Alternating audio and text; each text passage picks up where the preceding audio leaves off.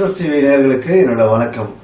நான் stepping stone ஃபவுண்டேஷனோட நிறுவனர் doctor J Richard Daniel குடி போதை மறுவாழ்வு மையம் கடந்த 9 ஆண்டுகளாக நடத்தி கொண்டு வருகிறேன். இந்த நிறுவனம் வந்து கடந்த 9 வருடங்களாக நம்ம சென்னையில் வில்லிவாக்கம், அதாவது வில்லிவாக்கத்தில் MTH ரோடு அனெக்ஸில் இயங்கி கொண்டு வருகிறது. இது வந்து என்ன நோக்கத்துக்காக இந்த நிறுவனத்தை நான் ஆரம்பிச்சேன்னா, முதல்ல நான் வந்து குடியினால கஷ்டப்பட்டு இந்த போதை பழக்கங்களுக்கு அடிமையாகி என் வாழ்க்கை சின்ன பின்னமாகி எனக்கு வாழ்க்கையே கிடையாது, என்னோட கடைசி ஒரு காலகட்டத்தில் வந்து வேற மாதிரி போயிடுச்சு. ஸோ அதுலேருந்து மீண்டு வந்து நான் வந்து இந்த நிறுவனத்தை இயக்கணும், ஸ்டார்ட் பண்ணணுன்ற ஒரு எண்ணம் எனக்கு ஏற்பட்டுச்சு. ஸோ இந்த மறுவாழ்வு மையம் ஆரம்பிக்கிறதுக்கான நோக்கம் என்னன்னா, என் குடும்பம், அதாவது நான் குடிச்சிட்டு, அதாவது நான் ஒரு சின்ன வயசுல வந்து ஒரு ஜாலிக்காக தான் ஸ்டார்ட் பண்ணேன். ஆனால் இந்த குடிப்பழக்கத்துக்கு நான் அடிமையாவேன், இந்த போதை பழக்கங்களுக்கு நான் அடிமையாவேன்றது எனக்கு உண்மையாகவே எனக்கு தெரியாது. பட் ஆனால் நான் வந்து ஸ்கூலில் வந்து ஸ்போர்ட்ஸில் இருந்தேன். நான் வந்து ஒரு மேரத்தான் ரன்னரு, ஃபுட்பால் டீம் கேப்டனாக இருந்தேன். ஸோ இதெல்லாம் இருக்கிற பட்சத்தில் என்னோட திறமைகளை வளர்த்துக்கணும், நான் வாழ்க்கையில் நல்லா வரணுன்றது தான் என்னோட ஆசை. ஆனால் அந்த சமயத்தில் ஃப்ரெண்ட்ஸோடு சேர்ந்து ஜாலியாக ஸ்டார்ட் பண்ணது தான் இந்த குடிப்பழக்கம். ஸோ இந்த குடிப்பழக்கம் நாளடைவுடன் எனக்கு நோயாக மாறிடுச்சு. இது வளர்ந்துக்கினே வந்தது. எப்படி வளர்ந்துன்னு வந்ததுன்னா, ஆரம்பத்தில் வந்து ஒரு தீபாவளி அன்னைக்கு ஃப்ரெண்ட்ஸ் எல்லாம் நாங்கள் சேர்ந்து ஒரு அக்கேஷனாக ஸ்டார்ட் பண்ண விஷயம் தான் இது. அடுத்த தீபாவளி எப்போ வரும்னு காத்து கொண்டு இருந்து, ஸோ அந்த தீபாவளி முடிஞ்சோன்னா அது பொங்கலாக மாறி, கிறிஸ்மஸாக மாறி, நியூ இயராக மாறி, எப்போ நியூ இயர் வரும், எப்போ கிறிஸ்மஸ் வரும்னு ஸ்டார்ட் பண்ணி, கடைசியில் வந்து எனக்கு அந்த குடி தேவை, என்னைக்கு அந்த நாள் வர குடிக்கணும் அப்படின்ற மாதிரி ஆகி அது மாசமா அப்படியே பழக ஆரம்பிச்சது. என்னோட பழக்க வழக்கங்கள் நாளடைவில் அதிகமாக என்னோட பேட்டர்ன் ஆஃப் ட்ரிங்கிங் மாறிச்சு, என்னோட ஸ்டைல் ஆஃப் ட்ரிங்கிங் மாறிச்சு, என்னோட நண்பர்கள் வட்டாரம் மாறினாங்க. ஸோ இது எல்லாமே எனக்கு தெரியல. ஸோ நான் வந்து கரெக்டாக தான் போகிறேன், என்னோட ட்ராக் கரெக்டாக போகுதுன்னு நான் நினச்சிட்டு இருந்தேன். பட் ஆனால் என்னோட சேஞ்சஸ் வந்து நாளடைவில் மாற ஆரம்பிச்சது. இது எல்லாருக்குமே தெரிய ஆரம்பிச்சது.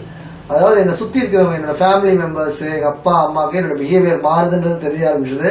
ஸோ முதல்ல தெரியாமல் குடிக்க ஆரம்பிச்சது, தெரிஞ்சு சாப்பிட ஆரம்பிச்சிட்டேன். ஸோ என்னால் அந்த வாரங்கள் ஆச்சு. வாரங்கள் எப்போ காசு கிடைச்சாலும் குடிக்கின்ற நிலைமைக்கு தள்ளப்பட்டது. ஸோ அது வந்து என்னால் குடி இல்லாமல் அடுத்த ஸ்டெப் என்னால் எடுத்து வைக்க முடியாதுன்ற நிலைமைக்கு நான் வந்துட்டேன். ஸோ இது அடிமைத்தனன்றது எனக்கு புரியல. எனக்கு எல்லாரும் பார்க்குறவங்க எல்லாம் எனக்கு அட்வைஸ் பண்ண தான் செஞ்சாங்க, குடிக்காத ரிச்சர்ட், குடிக்காதன்னு சொன்னாங்க ஒழிய, எனக்கு வந்து இது ஒரு நோய், இது ஒரு பிரச்சனை, குடி உனக்கு பிரச்சனைன்னு யாருமே எடுத்து சொல்லலை. ஸோ எல்லாருமே வந்து இப்போ ஒரு ஃபார் எக்ஸாம்பிள் டாக்டர்ஸ் கிட்ட போனால் அளவா சாப்பிடுங்கன்னு தான் சொன்னாங்க. அளவா சாப்பிடுங்க, அது உடம்புக்கு நல்லதுன்னு சொன்னாங்க. ஏன்னா உண்மையாகவே வந்து ஆல்கஹால் வந்து ஒரு மெடிசன். ரம்மோட ஃபுல் ஃபார்மே ரெகுலர் யூஸ் மெடிசன். ஸோ இதை மருந்து மாதிரி உட்கொள்ளாம நான் அளவுக்கு மீறி எடுத்துக்கும் போதோ, அழகா சொல்லுவாங்க, அளவுக்கு மிஞ்சினா அமிர்தமும் நஞ்சுன்ற மாதிரி. ஸோ இதில் அளவுக்கு அதிகமாக எடுத்துக்கினேன். ஸோ எனக்கு போதை பத்தலை. என்னோட பிரச்சனையே வந்து குடியில் என்னோட திங்கிங். எனக்கு வந்து எது செஞ்சாலும் நான் தனியாக தெரியணும், நான் ஷைன் ஆகணும் அந்த துறையில். அதே மாதிரி அந்த போதை பழக்கத்தை எடுத்துக்கும் போதும், இந்த போதையை நான் சாப்பிடும் போது 4 பேர் என்னை பார்க்கணும், 4 பேர் என்னை பாராட்டணும். ரிச்சர்ட் பயங்கரமாக சாப்பிட்றாரு, ரிச்சர்ட் சாப்பிட்டாரா எவ்வளோ ஸ்டெடியாக நடக்கிறாரு, எவ்வளோ குடிச்சாலும் நல்லா இருக்கிறாரு, ஒரு கெத்தாக இருக்கிறாரு. இதுதான் நான் எதிர்பார்த்தேன். அந்த போதைக்கு தான் நான் ஆசைப்பட்டேன் ஒழிய, என்னோட ஆசை குடிச்சிட்டு கீழே விழணும், அவமானப்படணும், அசிங்கப்படணும், போலீஸ் ஸ்டேஷன் போகணும், என் ஃபேமிலியில் என்ன புறக்கணிக்கணும், என் மனைவி அம்மா வீட்டுக்கு போகணும் அப்படின்ற எண்ணத்துக்காக நான் குடிக்கல. நான் இல்லை, பொதுவாக எந்த குடிகாரர்களும் இந்த ஒரு காரணத்துக்காக குடிக்கல. ஆனால் குடிச்சாலே 10ல் 2 பேருக்கு இந்த மாதிரி பிரச்சனைகள் ஏற்படுது. இது என்ன காரணம் அப்படின்னா அவர்களோட பலவீனம். மனதளவில் அவங்க ரொம்ப பலவீனமாக இருக்கிறாங்க. அந்த பலவீனத்தை வந்து கையாளுறதுக்கு அவங்களுக்கு தெரியல, எப்படி ஹேண்டில் பண்ணணுன்றது தெரியல. ஸோ அதை தெரிஞ்சுக்கிறதுக்கு எனக்கு ஒரு வாய்ப்பு கிடைச்சி, நான் என் குடும்பம் இன்னைக்கு எப்படி சந்தோஷமா இருக்குதோ, என் குடும்பம் எப்படி இன்னைக்கு ஒரு நல்ல வாழ்க்கை வாழ்றாங்களோ, எங்கள் அம்மா அப்பா எப்படி முகத்தை சந்தோஷத்தோடு இருக்கிறாங்களோ, ஸோ அதை பார்த்து மற்றவங்களும் இருக்கணும் அப்படின்ற ஒரு ஆசை. ஏன்னா அன்றைக்கெலாம் என்னை ஹாஸ்பிட்டல் கூப்பிட்டு போகும்போது ஆரம்பத்தில் நல்ல ஒரு ஸ்டார் ஹோட்டல் ரேஞ்சில் உள்ள ஹாஸ்பிட்டலில் கூப்பிட்டு போய் அட்மிட் பண்ணாங்க. ஒரு லக்ஸுரியாக ஒரு தனி ரூமு கூட ஒரு 2 சிஸ்டர்ஸு, அவங்க வந்து எனக்கு ட்ரிப்ஸ் போடுறது. ஸோ அந்த மாதிரி ஒரு ஆடம்பரமாக இருந்தது. நாளடைவில் அது கொஞ்சம் கொஞ்சமாக கம்மியாகிட்டு வந்தது. ஸோ அதுக்கப்புறம் வந்து நான் போகாத ஹாஸ்பிட்டல் இல்லாத மாதிரி ஆயிடுச்சு. எனக்கு குடியா ஜாஸ்தியாச்சுன்னா உடனே ஹாஸ்பிட்டல் கூப்பிட்டு போவாங்க. கடைசியில் மென்டல் ஹாஸ்பிட்டல் கூப்பிட்டு போய் அட்மிட் பண்ண முடியாமல் எங்கள் அம்மாவும் அழுகுறாங்க, நானும் அழுகுறேன், கூட்டிகிட்டு வந்துட்டாங்க. ஸோ அந்த மாதிரி ரேஞ்சு கவர்மெண்ட் ஹாஸ்பிட்டல்ஸு எங்கே போனாலும் ஒரு 10 நாள் குடிக்காம இருப்பேன், திரும்பி குடிய ஆரம்பிச்சிருவேன்.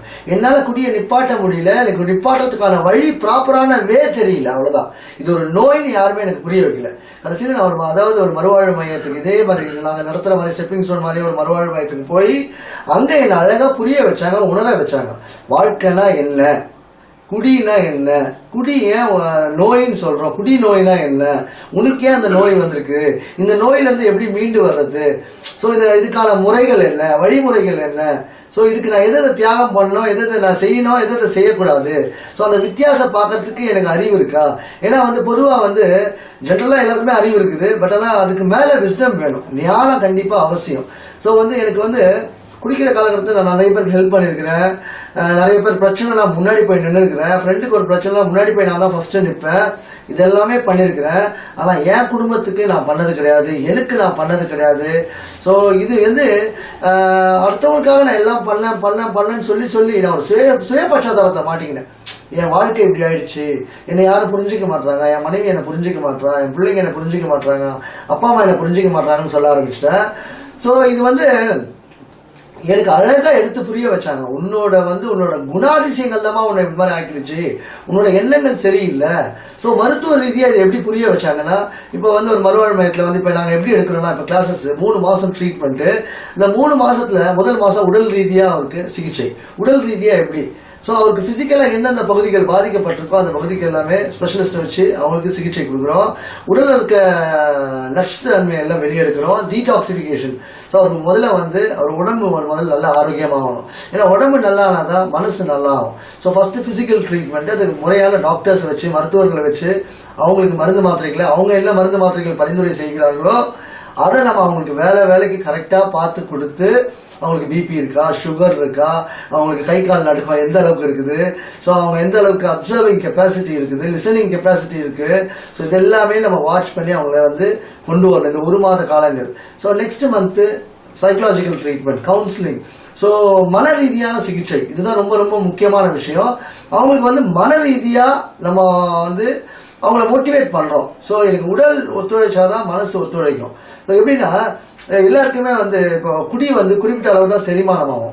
இந்த செரிமானம் ஆகிற குடி ரத்தத்துல போய் மீதி, அதாவது குறிப்பிட்ட அளவு செரிமானம் ஆகுது, மீதி எல்லாமே ரத்தத்துல கலக்குது. இந்த ரத்தத்துல போற ஆல்கஹால் ஃபர்ஸ்ட் இந்த ரத்தம் எங்க போகுது, நம்ம உடல்ல தலைக்கு மூளை பகுதிக்கு போகுது. ஸோ மூளையோட செயல்பாடுகள் தப்பா ஆகுது. இந்த செயல்பாடுகள் தப்பா ஆகும் போதோ, இப்ப நான் ஃபார் எக்ஸாம்பிள் ஒருத்தரை நான் நல்லவரா பாக்குறேன், அதே குடிச்சிட்டு வந்தா ஒரு கெட்டவரா பாக்குறேன். பக்கத்து வீட்டுல ஒரு அம்மா சகோதரியை நான் சகோதரின்னு போகும்போது காலையில சொல்லிட்டு போறேன், ஈவினிங் நான் அவங்களை நான் தப்பா பாக்குறேன். ஸோ அதில் சந்தேகம், குழப்பம், பயம், இது எல்லாமே என்னோட மூளை ரசாயன மாற்றங்கள் மூளையில ஏற்படுறதுனால இது உருவாகுது. ஸோ இது நாளடைவில் எனக்கு பழக்கமாகி என்னோட மூளைக்கு ஆகாரம் ஆல்கஹால்ன்ற மாதிரி செட் ஆயிடுது. ஸோ இதனாலதான் என்ன நான் குடியை விட்டாலும் மறுநாள் நான் திரும்பி அதை தொட்டுடுறேன், திரும்பி 4 நாள் விடுறேன், 5வது நாள் தொட்டுடுறேன். ஸோ இதுக்கு முறையான சிகிச்சை கண்டிப்பா தேவை. ஸோ அதுக்கு தான் எங்களை மாதிரி மறுவாழ்வு மையங்கள் செயல்படுறது. ஸோ இதுல என்ன ஒரு இதுல பேசிக்கா ஆல்கஹாலிக் எல்லாமே வெரி குட் டேலண்டட் பர்சன், நல்ல திறமசாலிகள், அவங்கள மாதிரி சாமர்த்தியம் கிடையாது. அதாவது ஒரு 10 வருஷமா ஒருத்தர் கஷ்டப்பட்டு வேலை செஞ்சு ஒரு சராசரி மனுஷன் வீடு கட்டுறாருன்னா, குடிகாரன் குடியை விட்டு மீண்டு ஒரு நல்ல வாழ்க்கை வாழும் போது அந்த வீட்டை 3 வருஷத்துல கட்டி முடிச்சிருவாரு. அப்பனா எந்த அளவுக்கு திறமைகள் இருக்குது. இந்த திறமைகள், நல்ல குணங்கள் எல்லாமே அவருக்கு கீழே போயிடுச்சு. ஸோ அவரோட கெட்ட குணங்கள், அவரோட பயம் எல்லாம் மேல வந்துடுச்சு. ஸோ இது வந்ததுனால சுயபட்சாதாபம், தாழ்வு மனப்பான்மை, இயலாமை, சந்தேகம், குழப்பம், பதட்டம் இதெல்லாமே அதிகரிச்சுன்னு போகுது. அதிகரிக்க எந்த ஒரு பழக்கமும் நோயா மாறுன்னு சொல்றாங்க. அதுக்கேற்ற மாதிரி இந்த விஷயங்களுக்கு அவர் அடிமையாகிறாரு. எனக்கு இப்படி ஆயிடுச்சு, ஸோ இதனால நான் குடிக்கிறேன், காரணங்கள் சொல்ல ஆரம்பிச்சிட்டாரு அவர் குடிகாரர். ஸோ இது எல்லாமே அவருக்கு அழகா எடுத்து புரிய வைக்கணும் அவரோட பாஷையில. இப்போ ஒரு ஈஸியா அதாவது இந்த குழந்தைக்கு இந்த சாக்லேட் கொடுத்தா சீக்கிரமா வேலை செய்யும். இப்ப கேட்பரிஸ் கேட்கற குழந்தைகிட்ட நம்ம ஒரு எக்லாஸ் வாங்கி கொடுத்தா அதை அக்செப்ட் பண்ணாது. அதே மாதிரிதான் அவர் என்ன எதிர்பார்க்கிறாங்களோ அதை நம்ம அவங்களுக்கு கொடுக்கணும். அவன் என்ன சொல்றாங்க, அவங்க காரணம் சொல்ற ஆல்கஹாலிக் சொல்ற காரணமே, எனக்கு இது பிரச்சனைங்க, அது பிரச்சனைங்க, இதனாலதாங்க நான் குடிக்கிறேன், அதனாலதாங்க நான் குடிக்கிறேன், மனைவி அம்மா வீட்டுக்கு போயிட்டாங்க, எங்க அப்பா பைக் வாங்கி தர மாட்டாரு, என் ஃப்ரெண்ட்ஸ் என்கிட்ட பேச மாட்டாங்க. சோ இவ்வளவுக்கு காரணம் யார்? அம்மா வீட்டுக்கு போனதுக்கு காரணம் யாரு, அப்பா பைக் வாங்கி கொடுக்காததுக்கு காரணம் யாரு, ஃப்ரெண்ட்ஸ் உங்ககிட்ட பேசாம போனதுக்கு காரணம் யாரு, உன் வேலை போனதுக்கு காரணம் யாரு, உன் பிரச்சனை ஆனதுக்கு காரணம் யாரு, நீ போலீஸ் ஸ்டேஷன் போனதுக்கு காரணம் யாரு, இதை உட்கார்ந்து நான் யோசிக்க ஆரம்பிச்சேன்னா அதுக்கு முழு காரணம் நானா தான் இருப்பேன். ஸோ இந்த காரணத்தை யாராவது எனக்கு எடுத்து சொன்னாங்கன்னா அவங்கள நான் விரோதியா பார்ப்பேன். அது அப்பாவா இருக்கட்டும், நல்ல நண்பர்களா இருக்கட்டும், மனைவியா இருக்கட்டும், யார் சொன்னா அவங்கள நான் விரோதியா பார்க்கறேன், அவங்கள நான் அவாய்ட் பண்றேன். ஸோ இதை உட்காந்து எனக்கு அழகா புரிய வைக்கணும், அவங்களுக்கு புரிய வைக்கணும். ஸோ புரிய வைக்கும் போதும் கண்டிப்பா அதாவது எனக்கும் ஒரு வாழ்க்கை இருக்குது, என்னாலேயும் வாழ முடியுன்ற நம்பிக்கை அவங்களுக்கு வரும். உலகத்துல ரெண்டே விஷயம் தாங்க, ஒன்னு பயம், ஒன்னு நம்பிக்கை. பயப்படுறவன் ஜெயிக்க மாட்டான், நம்பிக்கை உள்ளவன் தோக்க மாட்டான். ஸோ இந்த ரெண்டு விஷயத்த அவன் ஆணித்தரமா அவங்க மண்டையில கண்டிப்பா நம்ம ஏற்றணும். இதுதான் கவுன்சிலிங்ல, குரூப் கவுன்சிலிங். என்கிட்ட ஸ்டாஃப்ஸ் இருக்கிறாங்க, கவுன்சிலர்ஸ் இருக்கிறாங்க.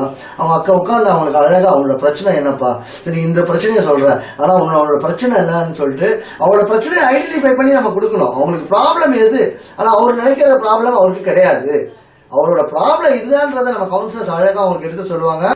அதாவது முக்கியமான விஷயம் என்னன்னா, அந்த மார்னிங் 6 to 7, அதாவது அதில் உள்ள ஆக்டிவிட்டீஸ், அதாவது exercise, yoga, doctor visit, meditation, so இது எல்லாமே இருக்குது. இதில் முக்கியமான 2 பங்கு என்னென்னா கிளாஸஸ். 2 கிளாஸ் நடக்குது, மார்னிங் ஒரு கிளாஸும் ஈவினிங் ஹார்ஸில் ஒரு கிளாஸும், அதாவது 2 செஷன். அதில் குரூப் தெரபிஸ். ஸோ ஒரு மனுஷனோட வாழ்க்கையை திருப்பி போடும். நான் எப்படி இருந்தேன்னு, அதாவது நம்பிக்கை இல்லாமல் என் வாழ்க்கையில் நான் குடிச்சதுக்கு மெயின் காரணமே என்னோட நம்பிக்கையை இழந்துட்டேன். நான் என்னால் இனிமேல் வாழ முடியாது, என்னால் இனிமேல் மற்றவங்கள மாதிரி என்னால் நடக்க முடியாது, என்னால் சம்பாதிக்க முடியாது, என்னால் குடும்பத்தை காப்பாற்ற முடியாதுன்ற ஒரு இயலாமையில் நான் திரும்பியும் சுயபட்சாதமாக மாறி, தாழ்வு மனப்பான்மையாக மாறி, ஸோ அப்படியே என்னோட இது கீழே போயிட்டே இருந்தது. அதை என்னை திருப்பி எடுத்து கொண்டு நிறுத்தின இடம் இந்த மேலே நடக்கிற கிளாஸஸ் தான். முக்கியமானது ரொம்ப கிளாஸு. இதில் தான் எனக்கு சிந்தனைகள் வேற எங்கே இருந்தாலும் தானாக நான் கேட்க ஆரம்பிச்சிட்டேன். ஒரு சினிமா பாட்டை நம்ம 4 வாட்டி கேட்குறோம், 5வது வாட்டி பாட ஆரம்பிச்சிடறோம். அதே மாதிரி தான் எனக்கு பிடிக்குதோ பிடிக்கலையோ, விருப்பம் இருக்குதோ விருப்பம் இல்லையோ, நான் உட்காந்து கேட்க ஆரம்பிச்சாலே என்ன அறியாமலே அது என் மூளைக்குள்ள போய் வேலை செய்ய ஆரம்பிச்சிடும்.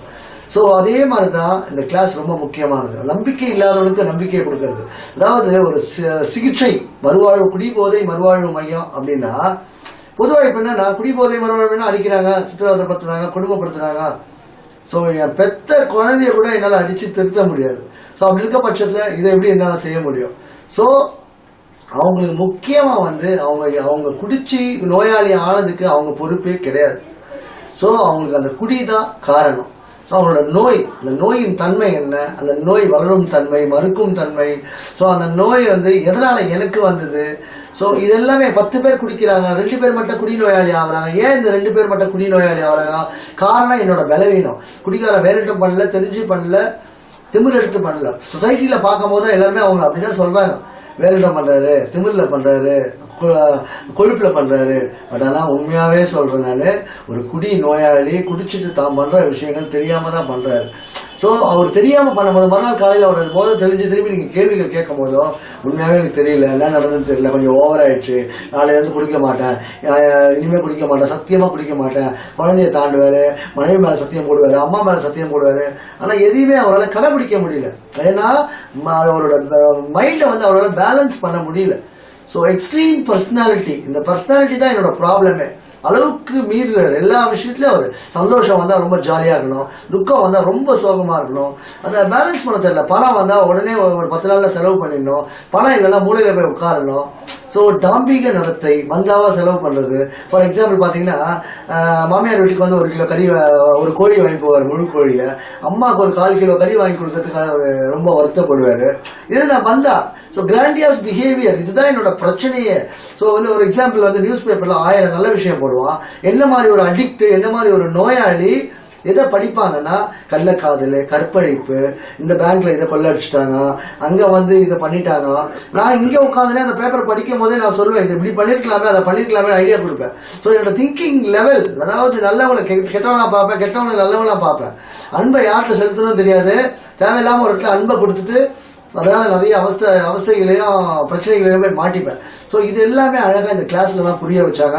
புரிய வச்சு எனக்கும் ஒரு வாழ்க்கை இருக்குது, என்னாலே வாழ முடியும், என்னாலே ஜெயிக்க முடியும்னு சொல்லி எனக்கு மோட்டிவேட் பண்ற ஒரு தருணம் அது ரொம்ப முக்கியமா. ஸோ அதுக்கப்புறம் அவங்களுக்கு ஸ்பிரிச்சுவல் ஸ்பிரிச்சுவாலிட்டி. ஸோ அந்த தேர்ட் மந்த் வந்து ஸ்பிரிச்சுவல் growth, அதாவது ஸ்பிரிச்சுவல் பேங்கரப்சின்னு வாங்க. அதாவது என்னோட ஆன்மீகம் திவால் ஆயிடுச்சு, என்னோட ஆன்மீகம் சுத்தமா திவால் ஆயிடுச்சு. எனக்கு ஆன்மீகன்ற வார்த்தைக்கு அர்த்தம் தெரியாது. நான் நினைச்சேன் கோயிலுக்கு போறது, சர்ச்சுக்கு போறது, மசூதிக்கு போய் நமாஸ் பண்றது, இதுதான் ஆன்மீகம், இதுதான் ஆன்மீகம் நான் நினைச்சிட்டு இருந்தேன். ஆனா அழகா எங்களுக்கு அதை புரிய வச்சாங்க. உனக்கு நீ உண்மையாவும் நேர்மையா இருக்கிறது தான் ஆன்மீகம் அப்படின்னாங்க. ஸோ எனக்கு நான் உண்மையாவும் நேர்மையா இருக்கும் போது கடவுள் என் பட்சத்துல வந்து நிற்பாரு, என் பக்கத்துல வந்து கண்டிப்பா எனக்கு உதவி செய்வாரு அப்படின்ற ஒரு ஃபெய்த்தை வந்து வளர்த்த இடம், புரிய வச்ச இடம் மறுவாழ்வு மையம் தான். ஸோ இதை வந்து அடுத்தவங்களுக்கு, அதாவது ஜென்ரலாக பார்த்தீங்கன்னா சபரிமலைக்கு மாலை போடுவாங்க, ஒரு 40 நாள் விரதம் இருப்பாங்க, நல்ல பயபக்தியாக இருப்பாங்க, நல்லா போயிட்டு அழகாக போயிட்டு வருவாங்க. 41ஆம் நாள் வந்து மாலையை அவுத்த உடனே குடிச்சிடுவாங்க. ஸோ சர்ச்சுக்கு போய் ஞாயிற்றுக்கிழமை போய் நல்லா உழுது ப்ரேயர் பண்ணுவேன், கடவுளே இனிமேல் நான் செய்யக்கூடாது எல்லாம் பண்ணுவேன். திரும்பி பார்த்தீங்கன்னா ஈவினிங் பார்த்தீங்கன்னா குடிச்சிட்டு மட்டையாகிட்டு இருப்பேன். ஸோ இது வந்து என்ன நடக்குதுன்னே எங்களுக்கு வந்து புரியல. அப்புறமா தான் இது வந்து மறுவாழ்வு மையங்களுக்கு போய் நாங்கள் அந்த சிகிச்சை முறைகளை, அந்த கவுன்சிலிங் எல்லாம் கேட்கும் போதோ, அங்கே ட்ரீட்மெண்ட் உட்காந்து கவனிக்கும் போதோ யாருக்குமே மறுவாழ்வு மையத்தில் இருக்கிறது பிடிக்காது.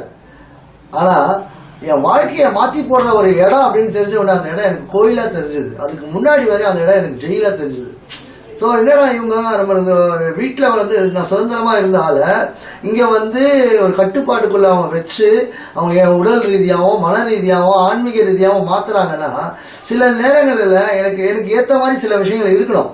என்னோட பிரச்சனையே வந்து நான் நினைச்ச காரியம் நடக்கணும், என்ன மாதிரி தான் அம்மா இருக்கணும், என்ன மாதிரி தான் மனைவி இருக்கணும், என்ன மாதிரி தான் என் நண்பர்கள் இருக்கணும்னு நினைக்கிறேன். ஒருத்தர் கூட நான் பெற்ற புள்ள கூட சரி என்ன மாதிரி இருக்க மாட்டேன்.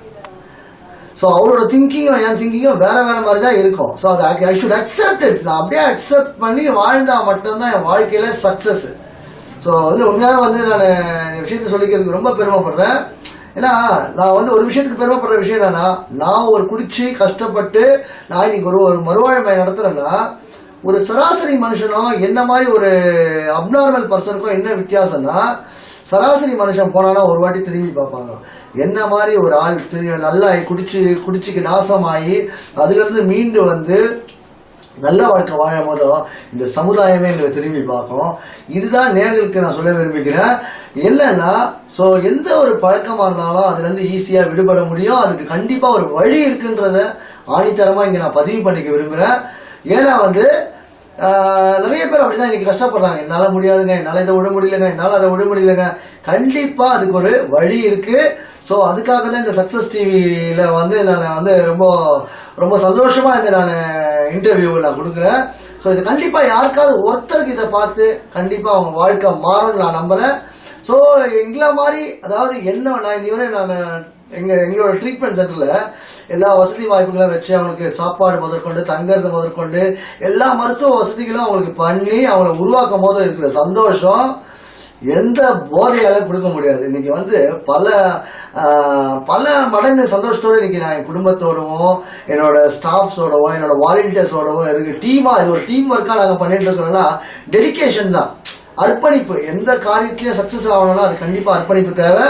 அந்த அர்ப்பணிப்போட பண்ணும் போதோ நாங்க இன்னைக்கு சென்னையில தமிழ்நாட்டில் முதன்மையா இந்த காரியத்தை செஞ்சது வரணும்னா ஒரு வைராகியம். நான் பட்ட அசிங்கம் அவமானத்தை என்ன மாதிரி உள்ள ஆட்கள் படக்கூடாது. இல்லை எங்க அம்மா எல்லாம் வந்து போலீஸ் ஸ்டேஷன்ல போனா போலீஸ்காரில் அவங்க காலில் விழுவாங்க, என் பிள்ளை குடிச்சுதான் இப்படி ஆகுறாரு, மற்றபடி ஒரு நல்லவர்கள் வாங்க. டாக்டர்ஸ் காலில் போய் விழுவாங்க. ஸோ அவங்களுக்கு அந்த மனநிலைமை எப்படி இருந்திருக்கிறோம், எவ்வளவு வேதனைப்பட்டிருப்பாங்க, எங்க அப்பா எவ்வளவு வேதனைப்பட்டிருப்பாரு, என் மனைவி எவ்வளவு கஷ்டப்பட்டிருப்பாங்க, என் குழந்தைங்க எவ்வளவு கஷ்டப்பட்டிருப்பாங்க. என் குழந்தையோட படிப்பெல்லாம் வந்து ஒரு வருஷம் நான் அவங்களை லேட்டா சேர்த்தேன். எந்த ஸ்கூல் படிக்கிறாங்கன்னு தெரியாது, எந்த கிளாஸ் படிக்கிறாங்கன்னு தெரியாது. என் மனைவியோட நிம்மதியை நான், அதாவது சுத்தமா அவங்க வந்து ஆசைப்பட்டு கல்யாணம் பண்ணாங்க. மனம் வெறுத்து போற லெவலுக்கு நான் எந்தெந்த காரியங்கள் பண்ண முடியுமோ அதெல்லாம் பண்ணிட்டேன். இன்னைக்கெல்லாம் வந்து அதை அப்படியே திரும்பி வந்து இன்னைக்கு அவங்களும் வந்து எங்க கூட வந்து ஒர்க் பண்ணி ஒரு 4 பேஷண்ட்ஸ் வீட்டில் அவங்க பேசும்போதோ அவங்க வந்து, அதாவது உலகத்துல வந்து எதையும் வேணா கொடுத்துடலாங்க. பணத்தை ஒருத்தர் உதவி செஞ்சிடலாம், ஒருத்தர் சாப்பாடு போட்டுடலாம், ஒருத்தர் துணிமணி கொடுத்துடலாம், எதை வேணா ஈஸியா செஞ்சிடலாம். ஆனா நம்பிக்கையை கொடுக்கறது ரொம்ப ரொம்ப கஷ்டங்க. அந்த நம்பிக்கையை கொடுத்துட்டேன். அதாவது மீனை கொடுக்காத, மீன் பிடிக்க சொல்லி கொடுன்னு சொல்லிட்டு சொல்லுவாங்க. நான் இன்னைக்கு மீன் பிடிக்க சொல்லி கொடுக்குறேங்க. நான் மீன் கொடுத்தா கூட அவனுக்கு ஒரு மீன் தான் பிடிப்பேன். ஆனா அவன் மீன் பிடிச்சா 100 மீன் பிடிப்பான்ற ஒரு விஷயத்தை, அந்த கான்செப்ட் அவனுக்கு கொண்டு வந்துடணும். ஸோ நாளைக்கு இங்க மறுவாழ்வு மையத்துல ஒரு 50 பேர் இருக்கிறாங்கன்னா இதுல வந்து யாரு என்ன ஆவான்றது எனக்கு தெரியாது. அவங்களுக்கு தெரியாது. ஸோ அவங்களுக்கு அந்த அந்த வாழன்ற ஒரு வைராகியத்தையும் இந்த போதை இல்லாத ஒரு சந்தோஷமான ஒரு வாழ்க்கை இருக்குன்றதையும் அவங்களுக்கு புரிய வச்சு இன்னைக்கு ஒரு நல்வழிக்கு படுத்தி கொண்டு வரோம். இதுதான் இந்த சென்டர் ஆரம்பிச்சதோட நோக்கமே. ஸோ இன்னைக்கு சிறப்பா பண்ணிட்டு வரோம். அதாவது இன்னைக்கு வந்து பல வருஷங்களா இதை நடத்திட்டு வரோம். வருகிற மாதம் வந்து 10வது ஆண்டு 9வது ஆண்டு விழா முடிக்கிறோம், அதாவது நடத்த போறோம். உண்மையாவே இன்னைக்கு சந்தோஷமா இருக்குது. அதாவது இன்னைக்கு வந்து அந்த மறுவாழ்வு மையம் ஆரம்பிக்கும் போது ஒரு ஒரு ஒரு நார்மல் பர்சன் யோசிக்கிற மாதிரி நான் யோசிச்சேன். அதாவது ஒரு மறுவாழ்வு மையம், அதாவது பணம் நிறைய சம்பாதிக்கலாம் அப்படின்னு ஒரு ஒரு பிஸ்னஸாக தான் நான் பார்த்தேன் இதை ஆக்சுவலாக ஆரம்பிக்கும் போதும். ஆனால் ஒரு நானும் ஒரு பேஷண்ட்ஸ் வீட்டில் வந்து கையெடுத்து கும்பிட்டு, சார் என் புருஷனை காப்பாற்றுங்க, என் பிள்ளையை காப்பாற்றுங்க, உங்கள் காலில் வேணா விழுற, நீங்கள் தெய்வம் போலன்னு சொல்லும் போதும் இந்த அது எனக்கு ஒரு பயத்தை உருவாக்குச்சு. என் தாயே இப்படி தானே ஒரு இடத்துல போய் கையெடுத்து கும்பிட்டாங்க, என் மனைவியும் இப்படி தானே ஒரு இடத்துல கையெடுத்து கும்பிட்டாங்க, என் புருஷனை காப்பாற்றுங்க, என் பிள்ளையை காப்பாற்றுங்கன்னு. எங்கள் அம்மாலாம் டோட்டலாக கடைசி காலகட்டத்தில் எங்கள் அம்மாலாம் டோட்டல் லாஸ், பணம் எல்லாமே லாக் ஆகிடுச்சு. ஸோ மேற்கொண்டு சிகிச்சை பண்ணுறதுக்கோ இல்லை செலவு பண்ணுறதுக்கோ பணம் கிடையாது. 1 கோடி ரூபாய் சொத்தை வந்து ஒரு கம்மி விலைக்கு விற்றுட்டு ரோட்டுக்கு வந்தோம். ஸோ அப்படி இருக்கிற பட்சத்தில் பணம் எல்லாமே போச்சு, என் வாழ்க்கை போச்சு, அவ்வளோதான் முடிஞ்சு போச்சு, புள்ள இறந்துருவாரு, மனைவி அம்மா வீட்டுக்கு போயிட்டாங்க, வாழ மாட்டேன்னு. ஸோ அந்த மாதிரி ஒரு காலகட்டத்தில் ஸோ எங்கள் அம்மா எப்படி என்னை கொண்டு போய் என்னை மறுவாழ்வு மையத்தில் சேர்த்தாங்க, எப்படி எனக்கு பணம் செலவு பண்ணாங்க, இதெல்லாம் நான் யோசிக்க ஆரம்பித்தேன். இது வந்து பிஸ்னஸ் எல்லாம் கிடையாது, இது அதுக்கும் மேலே உள்ள பெரிய ஒரு அப்பாற்பட்ட விஷயம். இது இந்த வேலையை நான் செய்யலை, நம்மளுக்கு மேலே உயர்ந்த ஹையர் பவர் ஏதோ ஒன்று செஞ்சுட்டு இருக்குன்றதை உணர்ந்தேன்.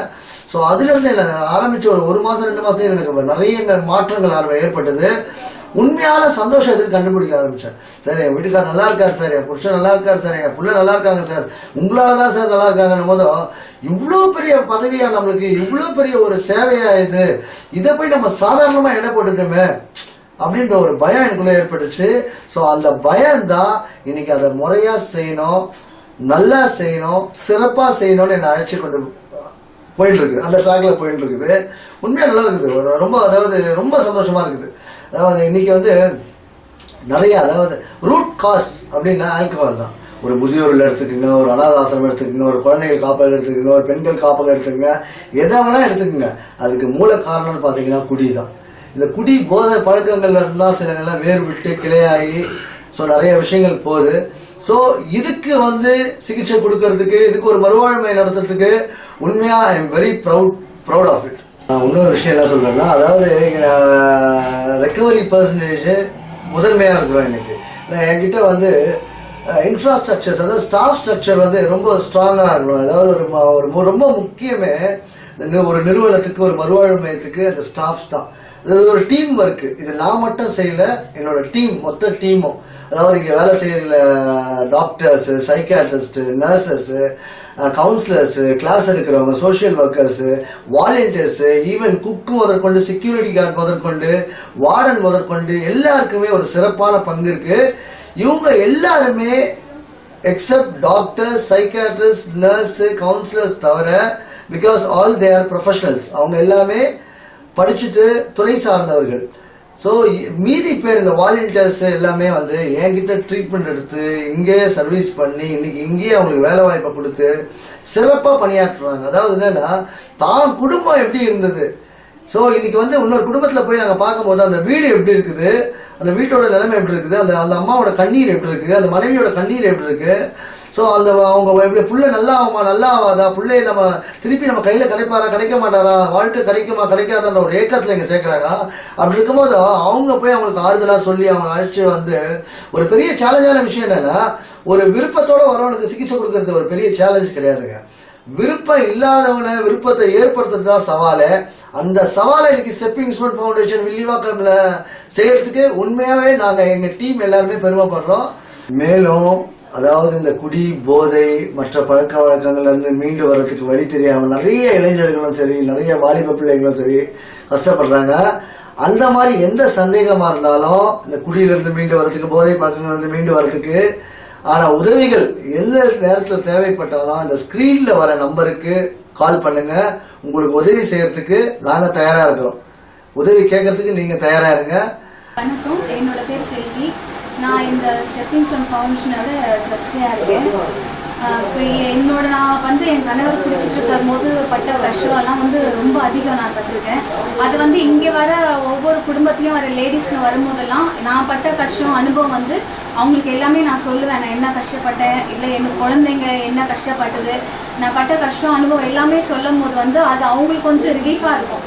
அப்போ அதுலேருந்து வந்து அவங்க வந்து சரி இதுக்கு வந்து ஒரு தீர்வு, ஒரு முடிவு இங்கே சேர்த்தா ஒரு நல்ல ஒரு ரிலீஃப் கிடைக்கும், ஒரு நல்ல லைஃப்க்கு ஒரு நல்ல முடிவு கிடைக்கணும்னு நம்பினாங்க. அதே மாதிரி எனக்கும் வந்து அவங்கக்கிட்ட வந்து என்னோட அனுபவத்தை சொல்லும் போது அது ஒரு நல்ல மனசுக்கு ஒரு நல்ல ஆறுதலாக இருக்கும். அவங்க அந்த ஒரு கஷ்டத்தோடு வருவாங்க, இதில் சேர்த்தா நான் எப்படி இருக்கும் அப்படின்னு அவங்க வந்து ஒரு நம்பிக்கை இல்லாத வருவாங்க. அப்போ அந்த அனுபவத்தை என்னோட அனுபவத்தை நான் அவங்கக்கிட்ட சொல்லும் போது அவங்களுக்கு ஒரு நம்பிக்கை வரும். அப்போ வரும்போது இருந்த ஒரு கஷ்டத்தோட அந்த நம்பிக்கை இல்லாத வரவங்க அந்த என்னோட அனுபவத்தை நான் சொல்லும் போது அவங்களுக்கு அந்த ஒரு முழு நம்பிக்கை வந்து என்னோட மகனும் இங்கேருந்து போகும்போது ஒரு நல்ல ஆயிடுவான் அப்படின்ற ஒரு நம்பிக்கையோட போவாங்க. இப்போ இவங்க என்னோட கனவை குடிச்சிட்டு இருக்கும் போது கூட வந்து ரொம்ப கஷ்டம். நானும் நம்பிக்கை இல்லாததா இருந்தேன். அதாவது லைஃப் அவ்வளோதான் நம்மளுக்கு இல்லை அப்படின்ற ஒரு நம்பிக்கையில தான் இருந்தேன். எனக்கு வந்து இந்த மாதிரி ஒரு ட்ரஸ்ட்ல அவங்கள சேர்த்து அப்படி ஒரு நல்லா ஆகும்போது தான் என்னோட அனுபவத்தை இங்கே வரவங்களுக்கு நான் சொன்னேன். அதே மாதிரி எனக்கு 2 குழந்தைங்க இருக்காங்க. அவங்க அந்த குடிச்சிட்டு இருக்கிற காலத்தில் என் கணவர் குடிச்சிட்டு இருக்கும் போது கூட என்னோட பசங்களுக்கு வந்து பொண்ணு, எனக்கு ஒரு பெரிய பொண்ணு இருக்கா, அவளுக்கு வந்து ரொம்ப அந்த குடிச்சிருக்கிறவங்க அப்பானா ரொம்ப பாசம் அவங்களுக்கு. பையனும் 2 பேருமே வந்து ரொம்ப வந்து பயப்படுவாங்க. பொண்ணு தைரியமாக போவா, பையனுக்குலாம் வந்து குடிச்சிட்டு இருக்கும்போது என் பையன் வந்து அப்பானே தெரியாது. அவனுக்கு 1 வயசு ஆகிற வரைக்கும் இவங்க தான் அப்பான்னு கூட தெரியாது. அந்த மாதிரி சூழ்நிலைலாம் ரொம்ப கஷ்டமாக இருக்கும். ஆனால் அப்போ இருந்த நிலைமைக்கும் இப்போ இருக்கிறதுக்கும் வந்து ரொம்ப அதிகமான கொஞ்சம் ரொம்ப கூட அது கம்மி கூட கிடையாது, ரொம்ப அதிகம். ஏன்னா அப்போ வந்து அப்பானாலே பார்த்து பயந்து போவாங்க. இப்போ வந்து இந்த ஒரு நிலைமை வந்து எல்லாத்துமே இங்கே வரவங்களுக்கு நான் ஷேர் பண்ணும் போது வந்து அவங்களாலே நம்ப முடியாது. என்னோட நான் பட்ட அனுபவத்தை சொன்னேன்னா அவங்களாலே வந்து நம்ப முடியாது. ஆச்சரியமா அதாவது நம்பலாமா இல்லை போய் சொல்கிறேன் அப்படின்னு கூட கேட்பாங்க. ஆனால் மேலும் போய் நான் என்னோட பேஷண்ட்ஸ்க்குலாம் கூட நான் ஒரு இடத்துல மாதத்தில் வந்து நான் ஷேர் பண்ணுவேன். அப்போ எல்லாமே வந்து அந்த அளவுக்கு வந்து யாருமே ஒரு தெளிவாக இருக்க மாட்டாங்க. ஆனால் நான் சொல்லி ஃபுல்லாகவே வந்து எல்லாமே என்னோட லைஃப்பில் என்னென்ன கஷ்டம், என்னென்ன நடந்தது, என் கணவர் என்ன எவ்வளோ கஷ்டப்பட்டாங்க, அது எல்லாமே நான் வந்து ஷேர் பண்ணி முடிச்சுட்டு சொன்னபோது எல்லாருமே வந்து இப்படிலாம் ஒரு சார் கஷ்டப்பட்டிருப்பாங்க, இப்படி ஒரு அனுபவத்தில் வந்து வந்திருப்பாங்க அப்படின்னு யாருமே நினைக்க மாட்டாங்க. அப்படி ஒரு ரொம்ப வந்து அழுதுருவாங்க. நான் நினைச்சே பார்க்கல சார் இவ்வளோலாம் கஷ்டப்பட்டு வந்து இப்படி வந்திருப்பாங்கன்ட்டு நான் நினைச்சு பார்க்கல அப்படின்னு எல்லாமே வந்து ரொம்ப கஷ்டப்பட்டு அழுதுருவாங்க. அப்போ சொல்லுவாங்க அப்போ வந்து அந்த அளவுக்கு ஒரு வந்து தெளிவா வந்து இல்லாதவங்க நான் என்னோட அனுபவத்தை சொல்லும் போது கண்டிப்பா எங்களுக்கும் வந்து எங்க சார் மாதிரி வரணும், இவரை மாதிரி வரணும், இப்போ எங்களுக்கு அவரை மாதிரி எங்க சார் மாதிரி வரணும் அப்படின்ற ஒரு முடிவில் வந்து எல்லாமே வந்து பேசுவாங்க. நான் ஸ்டெப்பிங் ஸ்டோன் ஃபவுண்டேஷனில் ஒரு சோஷியல் ஒர்க்கராக இருக்கேன். இங்கே வரக்கூடிய குடிநோயாளிகளுக்கு எல்லாருக்குமே நான் வந்து மேலே கிளாஸ் எடுக்கிறேன். வரும்பொழுது அவங்க பயங்கரமான ரொம்ப பிரச்சனைகளோடும், மன வருத்தத்தோடும், சோகத்தோடும், மனசோர்வோடும், அவங்க ஃபேமிலியும் சரி அவங்களும் சரி ரொம்ப சோர்வாக தான் வராங்க. என்னால் வாழ்க்கையை வாழ முடியுமா, என் மனைவிக்கு நல்ல வாழ்க்கையை தர முடியுமா, என் தாய் தந்தையின் கண்ணீரை என்னால் துடைக்க முடியுமா, இந்த நிலையில தான் கொண்டு வராங்க. அவங்களால ரொம்ப முடியாத பட்சத்தில் தான் இங்கே வராங்க. உடல்நிலை நிறைய பாதிக்கப்பட்டும் வராங்க. ஆனால் மேலே கிளாஸில் அவங்க வந்து இருக்கும் பொழுது நிறைய விஷயங்களை நான் வந்து சொல்லிகிட்டு இருக்கேன், நிறைய விஷயங்களை கற்றுத்தரும். இந்த மாதிரி டைமில் எனக்கு வந்து அவங்க வெளியில் போகும்பொழுது மேடம் நான் வந்து நீங்கள் சொன்ன விஷயங்களெல்லாம் கேட்கும் பொழுது எனக்கு ரொம்ப கஷ்டமாக இருக்குது. நான் லைஃப்பில் நிறைய விஷயங்களை வந்து நான் தோல்வி அடைஞ்சிட்டேன், வேலை விட்டுட்டேன், குடும்பத்தை விட்டுட்டேன், மனைவியை இழந்துட்டேன், குழந்தைகளோட நான் அன்பை இழந்துட்டேன், என்னுடைய அப்பா அம்மாவோட கஷ்டத்துக்கு நான் ஆளாயிட்டேன் அப்படின்னு நிறைய வருத்தப்படுறாங்க. உண்மையிலேயே எனக்கு ரொம்ப பெருமையாக இருக்குது. ஸ்டெப்பிங் ஸ்டோன் ஃபவுண்டேஷனில் ஒரு சோஷியல் ஒர்க்கராக இருக்கிறதுக்கு நான் ரொம்ப ரொம்ப பெருமைப்படுறேன். ஏன்னா நான் இங்கே வந்து எனக்கு நிறைய எங்கள் டைரக்டர் வந்து எங்கள் எல்லா பணியாளருக்கும் மோட்டிவேஷன் கொடுக்குறாரு. இது வந்து முக்கியமாக ஒரு விஷயம் என்னன்னா அர்ப்பணிப்பு தான் காரணம். நாங்கள் வந்து இது வந்து சேவை மனப்பான்மையோடு ஒரு அர்ப்பணிப்போடு உண்மையான அவங்களுடைய மனக்கவலையை தீர்க்கணுன்ட்டு நாங்கள் எல்லாருமே இங்கே ஒர்க் பண்ணுறோம். இதுக்காக நான் ரொம்ப பெருமைப்படுறேன். எனக்கு வந்து இந்த மாதிரியான வாய்ப்பை கொடுத்த எங்கள் டைரக்டருக்கு நான் ரொம்ப நன்றி சொல்கிறேன். இன்னொரு விஷயம், ஏன்னா என்னை வந்து இந்த சக்ஸஸ் டிவியில் இந்த பேட்டிக்காக நான் பெரிய நன்றியை சொல்கிறேன், மனமார்ந்த நன்றியை சொல்கிறேன். வணக்கம். என் பேர் நந்திக்குமார். நான் 33 வருஷமாக குடிச்சிட்டு என் வாழ்க்கையை சீரழிச்சிட்டு இருந்தேன். எனக்கு ஒரு குடியின் ஒரு நோயின்றது தெரியாமலே இத்தனை வருஷமாக இருக்கும்போது ஸ்டெப்பிங் ஸ்டோன் ஃபவுண்டேஷன் மூலிமா எனக்கு ஒரு குடியோட நோயின்றது தெரியப்படுறதுனால இன்னைக்கு எனக்கும் ஒரு வாழ்க்கை உண்டு, குடி நோயாளிகளுக்கும் மறுவாழ்வு உண்டு என்ற உண்மையை எங்களுக்கு எடுத்து சொன்னதுனால ஸ்டெப்பிங் ஸ்டோன் ஃபவுண்டேஷனுக்கு நன்றி சொல்லுங்கள். என் பேர் ராமச்சந்திரன். நான் ஒரு 28 வருஷமாக குடிச்சிட்டு இருக்கேன். குடி ஒரு நோய் எனக்கு தெரியாமல் சுற்றி அழைச்சிட்டேன்னா ஒரு ஸ்டெப்பிங் ஸ்டோன் வந்து சேர்த்து வச்சாங்க. எங்கள் வாழ்க்கையை மாற்றி கொடுத்த இடம் இந்த ஸ்டெப்பிங் ஸ்டோன் தான். இந்த ஸ்டெப்பிங் வந்து நான் என்றைக்கும் நன்றியுடன் இருக்கிறேன். இங்கேயும் நான் சேவை பண்ணிட்டு இருக்கேன். விருப்பத்தோட இன்னொரு காலம் பூரா அங்கே நன்றியோட தான் இருக்கேன். என் பேர் ராமகிருஷ்ணன். குடி நேரம் போதி நேரம் குப்பையில் தாவக்கல்ல தான் பட்டுருந்தேன். ஸ்டெப்பிங் ஸ்டோன் தான் எனக்கு கோபுரத்துக்கு வச்சுது. இதனால நான் எல்லாம் மனுஷனாக மதிக்க ஆரம்பித்தாங்க. மனுஷனாக எனக்கு ஒரு நம்பிக்கை வந்துருக்கு. இங்கே நான் பணிபுரியேன். என் பேர் சீமா. நான் 19 வருஷமாக குடிச்சுன்னு இருக்கேன். சாவர கண்டிஷன் தான். கீழே ரோட்டில் தான் இருந்தேன். நான் சமையல் கிடையாது. நான் வரும்போது சமையல் ஹாஸ்பிட்டலில் எனக்கு வாய்ப்பு கிடைச்சிது. இங்கேயே நான் பணிபுரிந்து இங்கேயே நான் சர்வீஸ் ஆகிட்டேன். என் பேர் அஜித். நான் வந்து பல வருஷமாக ஒரு 7 வருஷ காலமாக குடிச்சிட்டு ரோட்டில் குப்பையில் தான் இருந்தேன். வீட்டில் யாருக்கும் மரியாதை இல்லை. ரோட்டில் தான் பிச்சை எடுக்கிற நிலைமையில சுற்றிட்டு இருந்தேன். அஜித்துக்குன்னு ஒரு அடையாளம் கொடுத்தது ஸ்டெப்பிங் ஸ்டோன் ஃபவுண்டேஷன் தான். அதுக்காண்டி இங்கே காலத்தில் நன்றியோடு இருக்குது. சக்ஸஸ் டிவி மென்மேலும் வளர என்னோட வாழ்த்துக்கள். இது மக்களின் குரல்னு சொல்கிறாங்க, இது உண்மையான மக்களின் குரல். தேங்க்யூ.